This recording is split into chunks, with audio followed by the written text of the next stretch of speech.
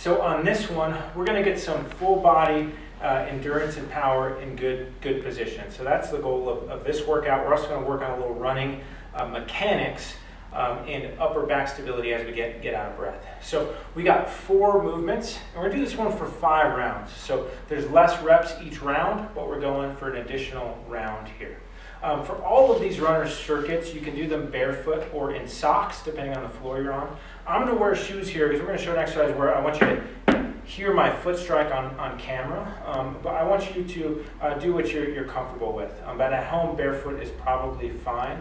And for a lot of these runner circuits, going barefoot, you'll get a better connection to the ground. But do what makes sense for you. So our first one is a banded run. So we're going to get low anchor here, and we're actually going to have both our red and black bands on because we want a lot of resistance here. We've tested this on a lot of different doors, and so as long as the door is closing, so you're pulling it shut, almost any door should be just fine, okay? Obviously test it, use your best judgment, but thus far we haven't found a door that this is inappropriate for. But I'm going to step through both of these, and then I'm going to get some pretty good tension because we're going to do a banded run. The goal of these bands is to not let me go anywhere. So I'm not trying to make progress here, so that's why a lot of tension is going to be good. These are going to be just across kind of the hip bones. It should be fairly comfortable, and this tension is such that I can kind of lean forward, and they're holding me up. If I'm here, I'm going to fall forward. That's not quite enough tension.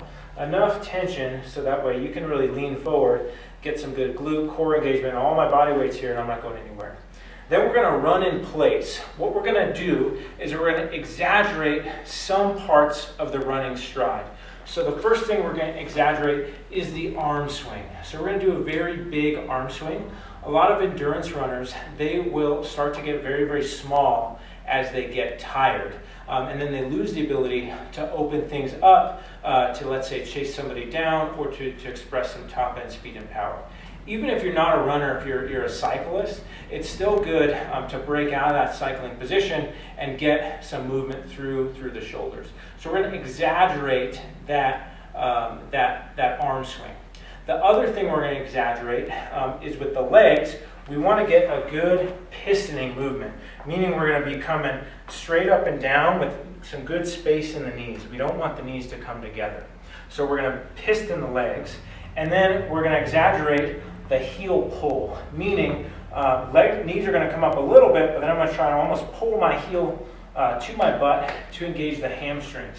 I treat, as a physical therapist, quite a bit of hip flexor or front or side of the hip pain, where runners, as they get tired, they start to fatigue through the front of the hip, and then they get some overuse injuries there. Same thing with cyclists. They lose the ability to drive through the back of the leg, and they don't get that pull of the heel. So even if you're a cyclist, this is still an incredibly valid exercise to get activation through the hamstring. So we're going to exaggerate those 3 components. The arm swing, keeping the knees slightly apart, and that pull of the heel. So we're going to get back in the bands, get some good tension. I'm going to check, am I far enough? I can lean forward. I'm good to go. Then I'm going to start my banded run, and I'm going to really start with the arms.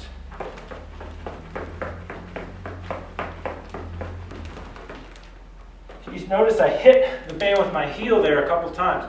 That's okay. The last thing I'll mention to know that you're doing this right is a good tempo with the feet. That's why I'm wearing shoes. So you can hear when I strike, it's a nice even foot strike. It's a good cadence, good tempo, slightly faster than your normal running cadence. If you had a metronome, I guess 180 to 200 strikes a minute.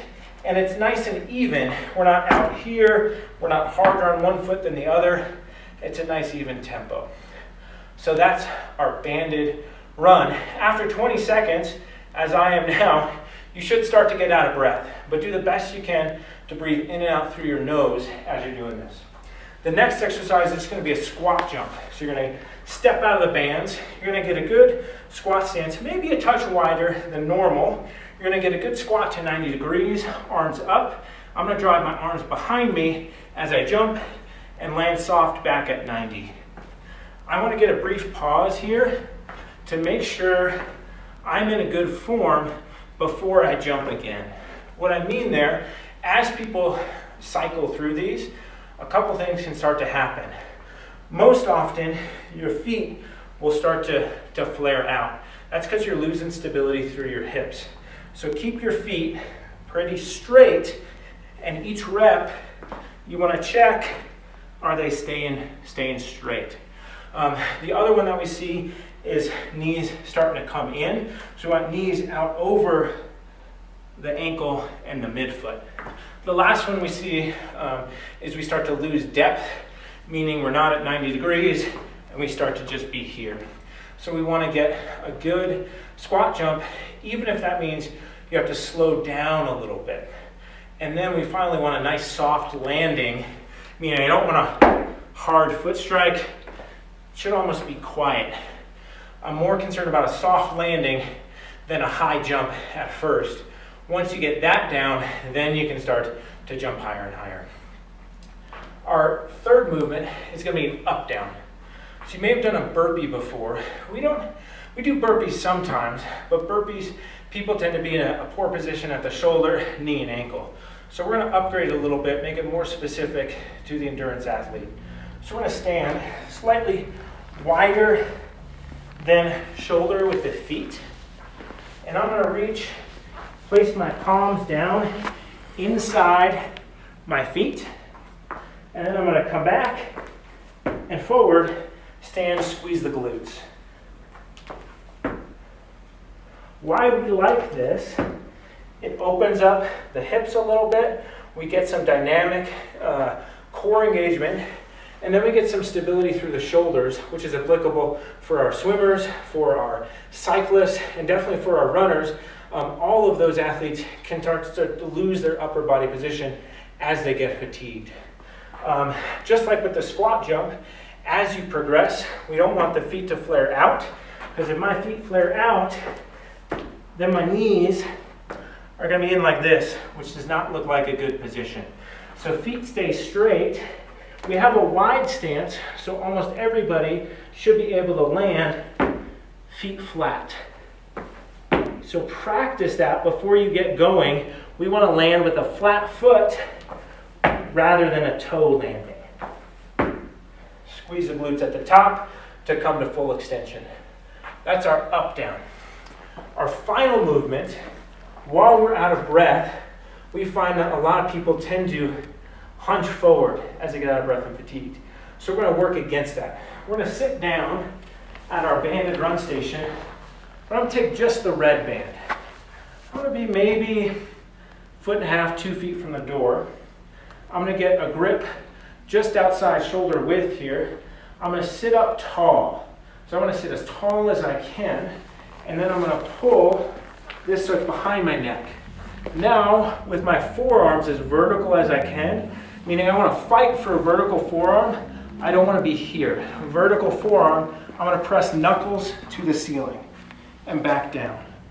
Your goal after you start is to not hit yourself in the head or the neck with the band without looking forward. I've defeated the point of the exercise if I do this. Head up, chest up, proud chest, press tall, and back down, vertical forearm. You should feel a whole lot of work back of the arm and shoulder blades. As you're sitting there, try to control your breathing because you're going to be out of breath from all that other work and not lose that position. So those are our 4 movements. We're going to do a 20 seconds banded run and 10 of the others. So I'm going to do 1 round at more or less full speed so you can see how it looks. So I'm going to step in, banded run. We're going to imagine, set a timer on your phone. I'm going to imagine I got a clock for 20 seconds. Come out, I can lean forward, good to go. Now I'm going to start with an exaggeration of the arms, and here we go.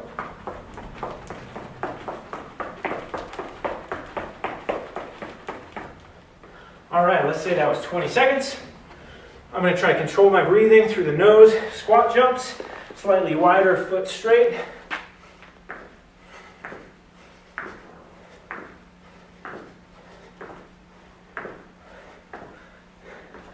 timing my arms with that as well to help.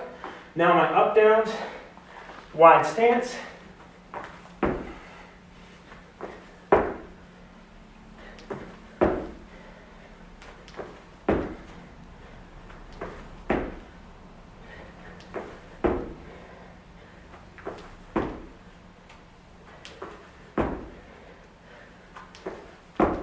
Last one. Now I'm really breathing. I'm going to sit down, control my breath for a second, get tall, try to bring it back to my nose, behind the neck. Get organized, so you can pause here for a second, and then press.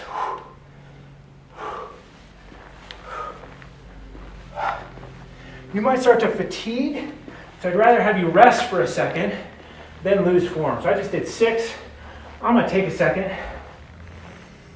3 deep breaths. And then we go again. 1, 2, 4. That's one round. So you got 5.